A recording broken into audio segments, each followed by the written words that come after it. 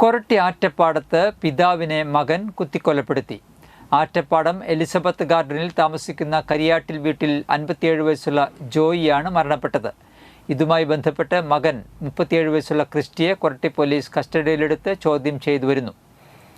ചൊവ്വാഴ്ച അർദ്ധരാത്രിയോടെയാണ് നാടിനെ നടുക്കിയ കൊല നടന്നത്. ക്രിസ്റ്റി വാങ്ങിക്കൊണ്ടുവന്ന മദ്യം രണ്ടുപേരും ഒരുമിച്ചിരുന്ന് കഴിക്കുന്നതിനിടയിൽ രണ്ടുപേരും തമ്മിൽ വാക്കുതർക്കവും ബഹളവും ഉണ്ടായതായി പറയുന്നു. നിർമ്മാണ തൊഴിലാളിയായ ക്രിസ്റ്റി രാത്രിയിൽ മദ്യവുമായി എത്തി രണ്ടുപേരും ചേർന്ന് മദ്യപിക്കുന്നതിനിടയിൽ ജോയിയെ ക്രിസ്റ്റി മർദ്ദിച്ചെന്നും പറഞ്ഞ് ജോയി സമീപത്തെ വീട്ടുകാരോട് പറഞ്ഞതായും പറയപ്പെടുന്നു. വീണ്ടും വീട്ടിലേക്ക് ചെന്ന ജോയിയും ക്രിസ്റ്റിയും തമ്മിൽ വഴക്കുണ്ടാവുകയും ക്രിസ്റ്റി വീട്ടിലുണ്ടായിരുന്ന കത്തികൊണ്ട് ജോയിയുടെ കഴുത്തിൻ്റെ ഇടതുഭാഗത്തായി കുത്തിയതായും ചോര വാർന്ന ജോയി മരണപ്പെടുകയും ചെയ്തു. അപ്പനെ കുത്തി പരിക്കേൽപ്പിച്ചതായി ക്രിസ്റ്റി തന്നെയാണ് കൊരട്ടി പോലീസിൽ വിളിച്ചറിയിച്ചത്. പോലീസ് എത്തിയപ്പോഴേക്കും ജോയി മരണപ്പെട്ടിരുന്നു. ക്രിസ്റ്റിയെ പോലീസ് കസ്റ്റഡിയിലെടുത്ത് ചോദ്യം ചെയ്തെങ്കിലും നടന്ന സംഭവങ്ങളെക്കുറിച്ച് കൃത്യമായി ഓർമ്മയില്ലാത്ത അവസ്ഥയാണെന്നും പോസ്റ്റ്മോർട്ടം റിപ്പോർട്ട് ലഭിച്ചാൽ മാത്രമേ സംഭവത്തെക്കുറിച്ച് കൂടുതൽ വിവരങ്ങൾ അറിയുവാൻ കഴിയൂ എന്നും പറഞ്ഞു.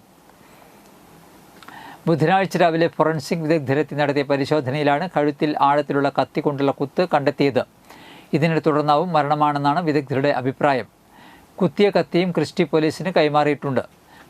പോലീസ് മേൽ നടപടികൾ പൂർത്തിയാക്കിയ ശേഷം മെഡിക്കൽ കോളേജിലെ പോസ്റ്റ്മോർട്ടത്തിന് ശേഷം മൃതദേഹം ബന്ധുക്കൾക്ക് വിട്ടുകൊടുത്തു. ഭാര്യ ജെസ്സിയും ജോയിയും തമ്മിൽ പിരിഞ്ഞാണ് കഴിയുന്നത്. മകൾ ജസ്മി, ക്രിസ്റ്റിയും ജോയിയും മാത്രമാണ് വീട്ടിൽ താമസിക്കുന്നത്. മദ്യപിച്ച് സ്ഥിരമായി വഴക്കുണ്ടാക്കുന്നത് പതിവായതിനാൽ കുത്തി പരിക്കേൽപ്പിച്ച കാര്യം സമീപവാസികൾ ആരും തന്നെ അറിഞ്ഞില്ല. പോലീസ് സ്ഥലത്തെത്തി ക്രിസ്റ്റിയെ കസ്റ്റഡിയിലെടുത്ത ശേഷമാണ് അടുത്ത വീട്ടുകാർ വരെ സംഭവം അറിയുന്നത്. സംഭവത്തെ തുടർന്ന് ചാലക്കുടി ഡിവൈഎസ്പി ബിജുകുമാർ, കൊരട്ടി SHO അമൃതരംഗൻ എന്നിവരുടെ മേൽനോട്ടത്തിൽ സംഭവത്തെക്കുറിച്ചുള്ള കൂടുതൽ അന്വേഷണം നടന്നുവരുന്നു.